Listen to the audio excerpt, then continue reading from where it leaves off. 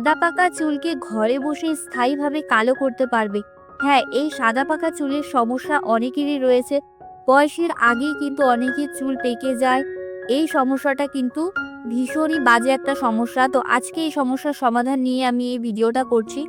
যাদের চুল একদমই ফাঁকা হয়ে গিয়েছে, টাক পড়ে গিয়েছে, সেই টাক জায়গায় কিন্তু নতুন চুল গজাবে। তার সাথে সাথে চুলটা কিন্তু মজবুত হবে এবং চুলটা হবে লম্বা আর ঘন।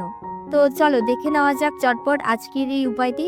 তো তার আগে ছোট্ট একটি রিকোয়েস্ট, আমার সব বন্ধুদেরকে যারা প্রথমবার আমার ভিডিওটি দেখছো তারা প্লিজ আমার চ্যানেলটিকে সাবস্ক্রাইব করে আমার পাশে থেকো। আর যারা অলরেডি চ্যানেলটিকে সাবস্ক্রাইব করে রেখেছো তাদের অসংখ্য অসংখ্য ধন্যবাদ।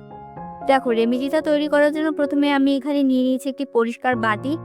আর এই রেমেডিটা তৈরি করার জন্য আমাদের যে ইনগ্রিডিয়েন্টসগুলো লাগছে, প্রত্যেকটা ইনগ্রিডিয়েন্ট ভীষণই পাওয়ারফুল এবং এর এক একটার গুণ কিন্তু অনেক বেশি রয়েছে। তারপর যদি তোমরা সবগুলোকে একসাথে মিক্স করে এই রেমেডিটা তৈরি করো তাহলে এটা আরও বেশি পাওয়ারফুল হয়ে যাবে। তো প্রথমে আমি 1 চামচ এখানে নিয়েছি মেথি। মেথি আমাদের চুলের জন্য অনেক অনেক উপকারী। তো মেথি আমাদের চুলকে কিন্তু মোটা করবে, চুলকে ঘন করবে, তার সাথে সাথে চুলের হেয়ার গ্রোথটাকে বুস্ট করবে। আর এখানে নিয়েছি আমি 1 চামচের মতো কালো জিরে। কালো জিরেও কিন্তু চুলের জন্য ভীষণ ভীষণ উপকারী। চুলটাকে খুব সুন্দর একটা কালার এনে দেবে, মানে চুলটাকে কালো করবে। তার সাথে সাথে কিন্তু সাদা পাকা চুলের সমস্যাটা দূর করতে ভীষণভাবে হেল্প করে এই কালো জিরে। কালো জিরের তেল তোমরা অনলাইনে পেয়ে যাবে, মানে মার্কেটে কিন্তু কালো জিরের তেল অনেক রকমের বেরিয়েছে। এই কালো জিরের তেল তোমরা কিন্তু বাড়িতেও বানাতে পারো। তো আজকে যে উপায়টি করছি সেটা কিন্তু তোমাদের চুলে কিন্তু শুধু যে সাদা পাকা চুলকে কালো করবে তা নয়, চুলের হেয়ার গ্রোথটাকেও কিন্তু বুস্ট করবে। যাদের চুল থেমে গিয়েছে, বড় হচ্ছে না, এখানে দেখো লাস্টে আমাদের এখানে নিয়ে নিতে হবে 1 থেকে 1.5 চামচের মতো কফি পাউডার।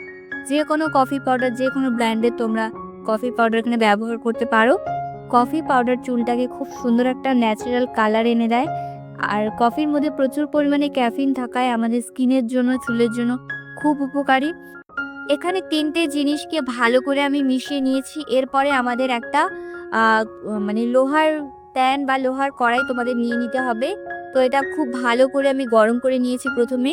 এরপরে কিন্তু গ্যাসের ফ্লেমটা একদম অল্প আঁচে দিয়েছি। এটা আস্তে আস্তে আমাদের কিন্তু নাড়িয়ে নিতে হবে। এই কফিটা কিন্তু একটু লেগে যায়, তো তোমরা একদিন ভয় পেয়ে যাবে না। আস্তে আস্তে কিন্তু এটা খুব সুন্দরভাবে উঠেও যাবে আবার। তো এইভাবে তোমরা চামচের সাহায্যে একটু সময় ধরে নাড়াতে থাকবে। এটা খুব সুন্দর কিন্তু তোমাদের রোস্ট হয়ে যাবে।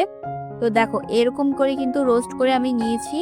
এইরকম একটা খুব সুন্দর কালো কালার চলে এসেছে। তো এটা কিন্তু আমি এখন ব্লেন্ডারে দিয়ে একটু গুঁড়ো করে নেব। তো এইভাবে কিন্তু তেলটা তৈরি করা যাবে না, একটু গুঁড়ো করলে কিন্তু তেলটা বেশি ভালো হবে। এর প্রত্যেকটা গুণাগুণ তেলের মধ্যে খুব সুন্দরভাবে এসে যাবে আর তেলটা আরও বেশি পাওয়ারফুল হয়ে উঠবে।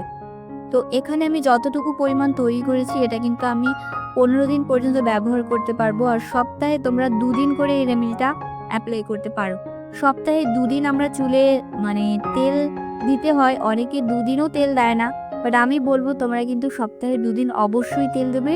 আর তেলটা যদি আজকের এই উপায়টি করে দাও তাহলে কিন্তু অনেকগুলো উপকারও তোমাদের হবে এবং তেলটাও কিন্তু দেওয়া হয়ে যাবে চুলে। শ্যাম্পু করার আগের দিন কিন্তু তেল দিতে হয়, আমরা সবাই জানি। আর তোমরা করবে কি, শ্যাম্পু করার আগের দিন রাতে তোমরা এই তেলটা অ্যাপ্লাই করে নেবে। তো এখানে আমি বাটির মধ্যে নিয়ে নিয়েছি। এটা কিন্তু আমি সাইডে রেখে দেবো। এরপরে আমাদের একটা কাচের ছোট বয়াম বা কাচের জার তোমাদের এখানে নিয়ে নিতে হবে। তো আমার কাছে এই ছোট্ট একটি কাচের জার রয়েছে। এর মধ্যে আমি দিয়ে দিচ্ছি কিছুটা পরিমাণ কাঁচা সরষের তেল।